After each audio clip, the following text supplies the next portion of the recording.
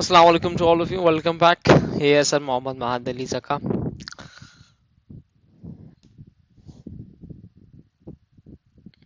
हम लोग soul trader को डिस्कस कर रहे हैं और उसके हमने फॉर्मेट्स देखे थे, इनकम स्टेटमेंट और स्टेटमेंट ऑफ फाइनेंशियल पोजीशन। इनके फॉर्मेट्स देखने के बाद आज जिस टॉपिक को या जिस सब टॉपिक को मैं डिस्कस करने लगा हूं वो है एडिशनल इंफॉर्मेशंस। हम पढ़ेंगे कि सवाल में जो एग्जामिनर एडिशनल इंफॉर्मेशन देता है, इसको हम एआई भी कहते हैं, वो किस तरीके से सॉल्व होंगी। ठीक है, तो ये कुछ एडिशनल इंफॉर्मेशन हमारे पास यहाँ लिखी हुई है और ये कुछ एक ट्रायल बैलेंस आपके सामने लिखा हुआ है यहाँ पे। सवाल पढ़ लेते हैं। नवंबर 2017 P21 क्वेश्चन नंबर 1 आपको दिया हुआ है, सोल ट्रेडर से रिलेटेड है। मैं इनकम स्टेटमेंट बैलेंस शीट नहीं बनाऊंगा, मैं सिर्फ एडिशनल इन्फॉर्मेशन आपको यहाँ पे समझाऊंगा किस तरीके से इसको सॉल्व करना है। पहले एक नज़र मैं आपको ज़रा ये दिखा दूँ कि बेटा बैंक लोन दिया हुआ है, एडवर्टाइजिंग एक्सपेंस दिए हुए हैं, बैंक अकाउंट दिया हुआ है, कैपिटल अकाउंट दिया हुआ है, कैरेज आउटवर्ड्स दिए हुए हैं, डिस्काउंट अलाउ दिया हुआ है, ड्राइंग्स दी हुई है, फिक्चर एंड फिटिंग्स दी हुई है, फिक्चर एंड फिटिंग्स की डेप्रिसिएशन दी हुई है, इंश्योरेंस दी हुई है, इंटरेस्ट पेड लिखा हुआ है, इन्वेंट्री एट 1 अप्रैल 2015 लिखा हुआ है, मोटर एक्सपेंसेस लिखे हुए हैं, मोटर व्हीकल कॉस्ट लिखी हुई है, मोटर व्हीकल कॉस्ट की डेप्रिसिएशन दी हुई है, प्रॉपर्टी रेंटल दिया हुआ है, प्रोविजन फॉर डाउटफुल डेट्स लिखा हुआ है, परचेजेस हैं, रिटर्न आउटवर्ड्स हैं, revenue, other operating expense, trade receivables, trade payables और वेजेस, ये सब दिया हुआ है। अच्छा, ये सवाल और ये ट्रायल बैलेंस पढ़ने का मकसद ये है कि आप आइडेंटिफाई कर लेंगे कौन कौन सी ऐसे आइटम्स हैं जो इनकम स्टेटमेंट में रिकॉर्ड होंगे, कौन सी ऐसे पर्टिकुलर्स या डिटेल्स हैं जो कि बैलेंस शीट के स्टेटमेंट ऑफ फाइनेंशियल पोजीशन में रिकॉर्ड होते हैं। तब तक आप लोगों को आइडिया हो गया होगा अगर फॉर्मेट आपको याद होगा। उससे रिलेटेड कुछ एडिशनल इंफॉर्मेशन बच्चों आपको दी हुई है यहाँ पे, इसको एक एक करके समझते हैं। पहले आपको एग्जामिनर लिख के देता है कि interest on bank loan had been paid up to 31 December 2015। Bank loan had been paid up to 31 December 2015 तक का आपने जो बैंक लोन है उसके ऊपर कुछ ट्रीटमेंट करनी है। ट्रीटमेंट क्या करनी है समझते हैं इस बात को। सबसे पहले मैं आपको यहाँ एडिशनल इंफॉर्मेशन नंबर 1, इसका ताल्लुक किससे है? इसका ताल्लुक है इंटरेस्ट के साथ। अब यहाँ देखो, पढ़े आराम से। ये बैंक लोन तुम्हें दिया हुआ है 6% का, जो 2019 में पे करोगे। अभी कौन से साल में बैठे हुए हो? 2016 में बैठे हुए हो, 2019 में पे करना है, तो ये नॉन करंट लाइबिलिटी है। ये क्रेडिट पे दी हुई है बच्चों 12,000 की, तो 12,000 को मल्टीप्लाई करवाओगे 6% के साथ, तो तुम्हें जो फिगर पता चलेगी 720 की, ये $720 पूरे साल का इंटरेस्ट है। ये पूरे साल का इंटरेस्ट है। अच्छा सर, पूरे साल का इंटरेस्ट हो गया भाई। यहाँ पे मुझे पूरे साल का इंटरेस्ट नहीं पे करना, यहाँ पे पूरे साल का इंटरेस्ट नहीं पे करना, तो सर कितने साल का पे करना है? यहाँ पे बच्चा मार खाता है ईयर के हिसाब से, कि वो इवेल्युएट नहीं कर पाता कि अभी कितने महीने बाकी हैं और कितने महीने गुजर चुके हैं। तुमने बेटा इनकम स्टेटमेंट कौन से ईयर की बनानी है? 31 मार्च 2016। अब जरा छोटी सी बात मैंने पहले भी बताई थी, अगर बेटा तुम्हारा ईयर 31 मार्च को एंड हो रहा है 2016, तो शुरू कब हुआ होगा? अप्रैल में 2015। अप्रैल से लेके मार्च तक, 1 अप्रैल से लेके मार्च तक तुम्हारे पास 12 महीने बनेंगे। और अगर यकीन नहीं होता तो ये देख लो, इधर भी लिखा हुआ है कि 31 मार्च को तुम्हारी क्लोजिंग होगी, तो जाहिर है ईयर स्टार्ट कब होगा? अप्रैल में। ठीक है। अच्छा, ये लोन तुम्हारे पास कहानी आ गई यहाँ पे भाई, मेरे पास कितनी? 720 रुपए की। मुझे, अच्छा, दिसंबर, दिसंबर में तुमने लिया बैंक लोन बेटा, तो दिसंबर में जब आपने बैंक लोन लिया है और तुम्हारा ईयर का बैंड हो रहा है मार्च में, तो दिसंबर से मार्च तक 31 दिसंबर है, तो दिसंबर गुजर चुका है, उसको इंक्लूड नहीं करेंगे कैलकुलेशन में। दिसंबर से लेके मार्च तक कितने महीने बनते हैं? अब दिसंबर इंक्लूड नहीं करूंगा क्योंकि 31 दिसंबर है, पूरा महीना गुजर चुका है। जनवरी, फरवरी, मार्च, दिसंबर से लेके मार्च तक 3 महीने बनते हैं। और लोन कितने महीनों तक का होता है बेटा? 12 महीनों का आप इंटरेस्ट हिसाब से पे करते हैं। क्या मतलब? सर ये जो 720 है ये कितने महीनों के हैं? 12 महीनों के। लेकिन आपको हुए कितने महीने? 3। लोन लिए हुए 3 महीने हुए, तो तुम 3 महीने का इंटरेस्ट पे करोगे ना, 12 महीने का तो नहीं करोगे। तो इसको तुम सॉल्व जब करोगे तो तुम्हारे पास एक फिगर आएगी। कितनी फिगर आएगी मैं कैलकुलेट कर लेता हूँ, बता देता हूँ कितनी आएगी, 1 मिनट। ये बच्चों तुम्हारे पास आ जाएगी 720 मल्टीप्लाई बाय 3 डिवाइडेड बाय 12, 180।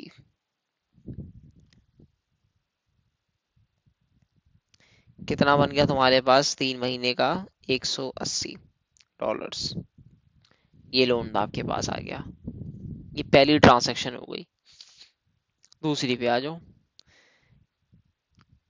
जिस जो ओनर है उसने डेप्रिसिएशन पॉलिसी रखी हुई है। डेप्रिसिएशन किसके ऊपर लगती है? नॉन करंट एसेट्स पे। One depreciation policy is as follows.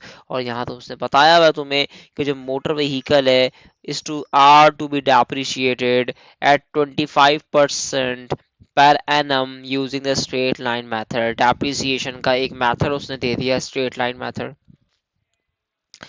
मैं यहाँ पे लिख लेता हूँ। Number 2, depreciation of motor vehicle. उसने बेटा आपको मेथड बताया हुआ है, और मेथड क्या है? मेथड है SLM, स्ट्रेट लाइन मेथड। इसका फॉर्मूला कौन सा यूज होगा बेटा? Cost multiply by rate. ठीक है। अच्छा, कहता है depreciation is to be charge on month by month basis. जो डेप्रिसिएशन है वो आप month by month basis charge करेंगे, ठीक, कोई मसला नहीं है। तो मैं एक काम क्या करूंगा, कॉस्ट कितनी बेटा मोटर व्हीकल की मैं यहाँ ट्रायल बैलेंस से ढूंढूंगा, तो मुझे यहाँ पे नजर आता है ये रहा, 49,600, 49,600, 49,600 मैं यहाँ पे लिख दूंगा। 49,600 मल्टीप्लाई बाय, क्या रेट बताया था? 25%। 49,600 मल्टीप्लाई 25%, तो तुम्हारे पास कितनी फिगर आ जाएगी? 12,400।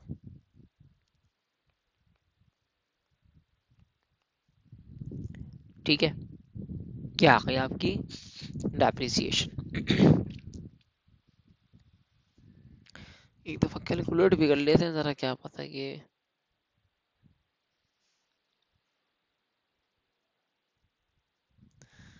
49,600 मल्टीप्लाई बाय 25%, हाँ जी 12,400 की, ठीक हो गया।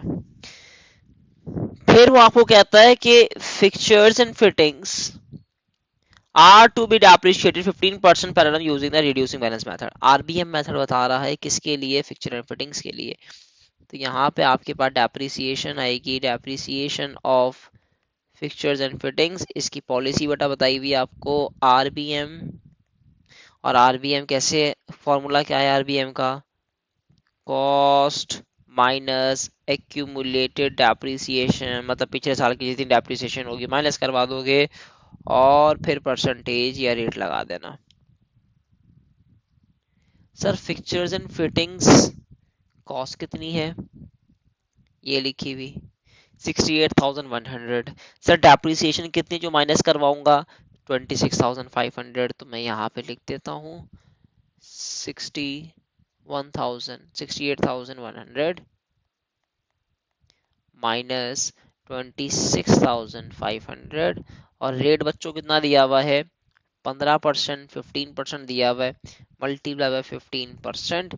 ये बेटा आप कैलकुलेट करोगे तो आपके पास आ जाएगा 6,240। ठीक है, 6,240 की डेप्रिसिएशन आ गई। फिर कहते हैं Hwan sold motor vehicle for 11,000 और 31 मार्च 2016। इस ओनर ने शख्स ने अपनी मोटर व्हीकल बेची 11,000 रुपए की। The vehicle had a cost of 18,720 on 1 July 2014. No entries for this sale had been made in the books of account. Sale की कोई एंट्री नहीं हुई, इस सेल्स की कोई एंट्री नहीं हुई। याद रखो ये जो उसने बेची 11,000 रुपए की, ये सेल्स में नहीं जाती। नॉन करंट एसेट जब भी बिकता है वो सेल्स के अंदर रिकॉर्ड नहीं होता, इसको तो पहले जहन में बैठा लो। उसका डिस्पोजल अकाउंट बनता है। ठीक है, सेल्स ये तुम्हें सवाल में नजर आती है ना, सेल्स कहाँ लिखी हुई, ये जो रेवेन्यू लिखा हुआ है ये इन्वेंट्री के लिए है। अगर इन्वेंट्री बिकेंगे, गुड्स बिकेंगे, उसके लिए फिर पे किया जाता है, उसके लिए रिकॉर्डिंग होती है। नॉन करंट एसेट के लिए रेवेन्यू के अंदर ट्रांसैक्शन नहीं जाती, इसको जहन में डालो। अच्छा क्या क्या रहा है वो उसको देख लेते हैं भाई। तीसरी ट्रांसैक्शन है, उसने कहा है कि भाई एक एसेट है जो कितने का था बेटा 18,720 रुपए का, उसको आपने बेचा कितने का 11,000 रुपए का। बच्चा बोल देगा हो 18,000 की चीज थी 11,000 का बेचा, नुकसान हो गया। ऐसे नहीं, हवा में तीन नहीं मारना, इसका एक कैलकुलेशन है, कैलकुलेशन सीखो।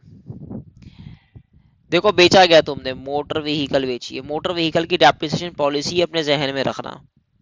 एसएलएम सवाल में बताई हुई है, ये रहा एसएलएम यूज हो रहा है, तो मैंने एसएलएम रखा।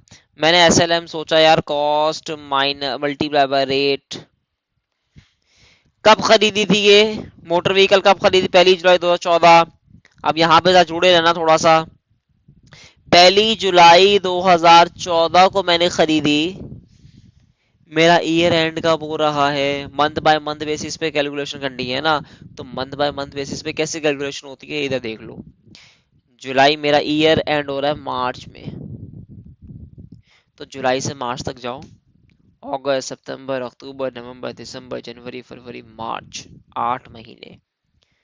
तो मार्च तक 31 मार्च तक 2015, इसको हो गए 8 महीने। यहाँ पे लगेगी 8 महीने के हिसाब से डेप्रिसिएशन। सर कैसे, गौर से देखो, कॉस्ट कितनी है 18,720 मल्टीप्लाई बाय कितना परसेंट यूज हो रहा है बेटा 25%, तो 25% मल्टीप्लाई बाय 8 डिवाइडेड बाय 12।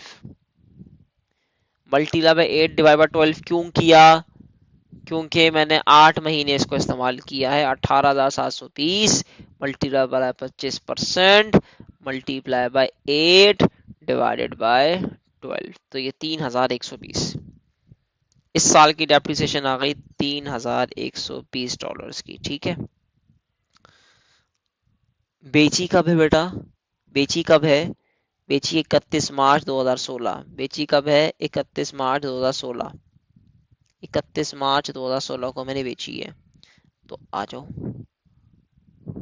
ये तुम्हारे पास अब 1 अप्रैल 2015 और जिस मंथ हमारा ईयर एंड हो रहा है उसी मंथ हमने बेच दी, तो 12 महीने हो जाएंगे ना इसको, तो पूरे साल की डेप्रिसिएशन लगेगी। तो बेटा कॉस्ट कितनी थी 18,720 मल्टीप्लाई बाय 25%।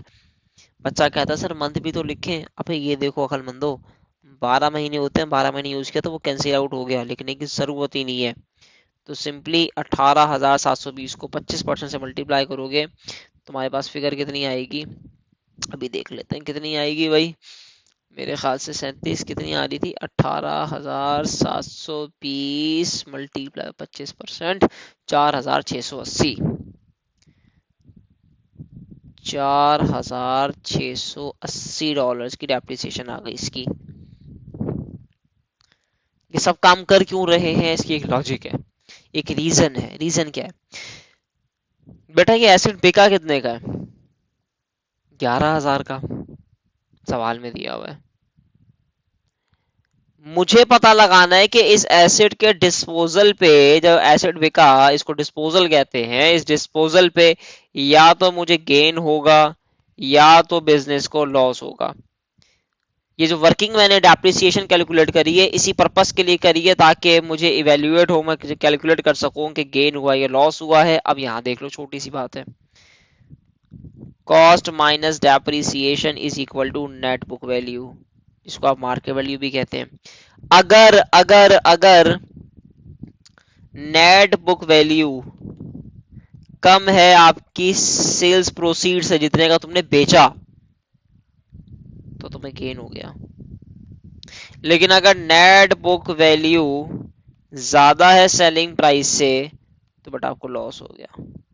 क्या मतलब है इसका? इसका मतलब ये है कि मार्केट वैल्यू थी इसकी समथिंग, लेकिन आपने उसको ज्यादा का बेच दिया तो फायदा होगा, लेकिन मार्केट वैल्यू इसकी ज्यादा होगी और आप बेचोगे कम का, तो बेटा ऑब्वियसली नुकसान होगा।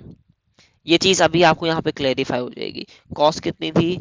18,000 कॉस्ट है इसकी, 18,720 माइनस डेप्रिसिएशन कितनी आई बेटा? एक डेप्रिसिएशन ये रही, एक डेप्रिसिएशन ये रही, इसको मैं टोटल कर देता हूं, प्लस 3,120 7,800।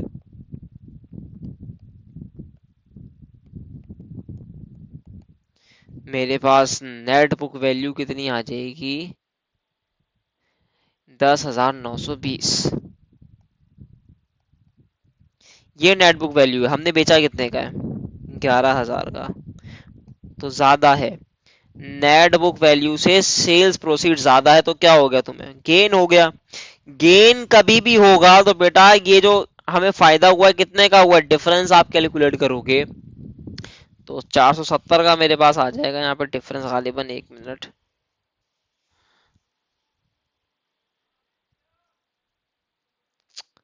11,000 माइनस 10,920, 80 रुपए का तुम्हारे पास यहाँ डिफरेंस आ रहा है। अच्छा, 80 का तुम्हारे पास क्या हो गया यहाँ पे? फायदा हो गया। ठीक है, 80 का फायदा हो गया, तो आप इसको कहाँ लिखेंगे? आप इसको लिखेंगे अदर इनकम के अंदर।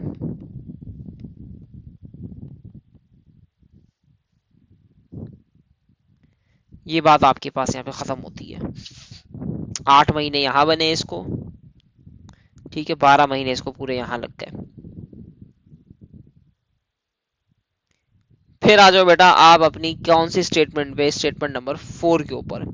Property rental include a payment of 5,850 covering the period 1 December 2015 to 31 August 2016। Property rental के अंदर एक पेमेंट है 5,850 रुपए की, जिसका टाइम पीरियड कब स्टार्ट हो रहा है? 1 दिसंबर 2015 और एंड कब हो रहा है? अगस्त तक। तो ऐसी कंडीशंस में या ऐसी ट्रांजैक्शंस को सॉल्व कैसे किया जाता है वो भी देख लो। अच्छा, कहता है बड़ी कंफ्यूजिंग है वो।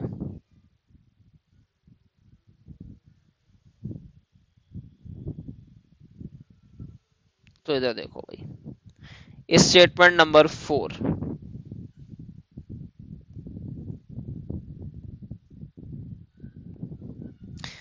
प्रॉपर्टी रेंटल के हवाले से बेटा आपको इंफॉर्मेशन दी हुई है। कहता है एक अमाउंट है बेटा, कितनी?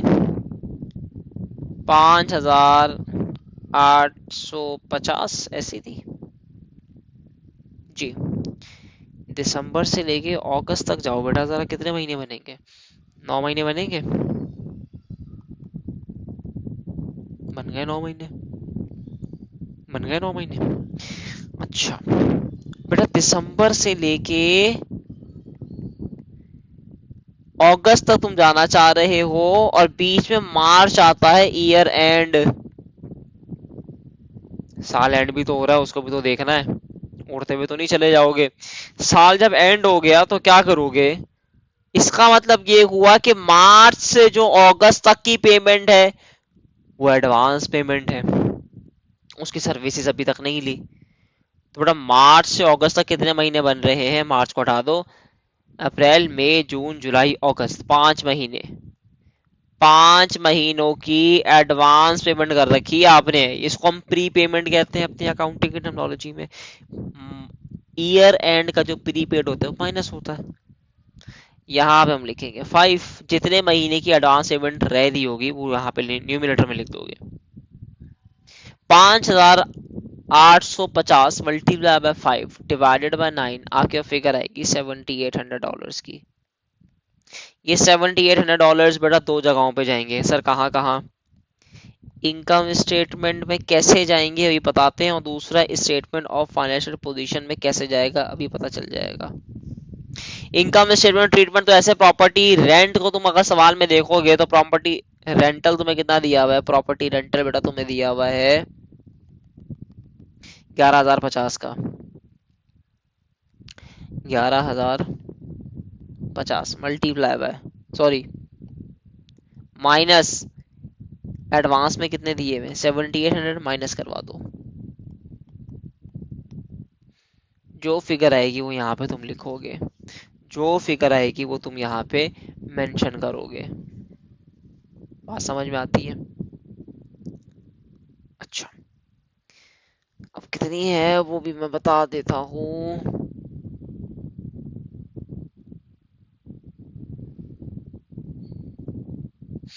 कैलकुलेट ही कर लेता हूँ, 1 मिनट।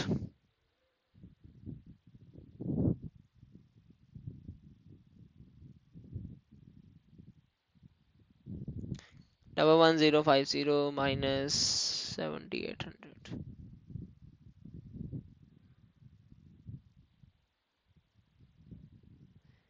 3,250,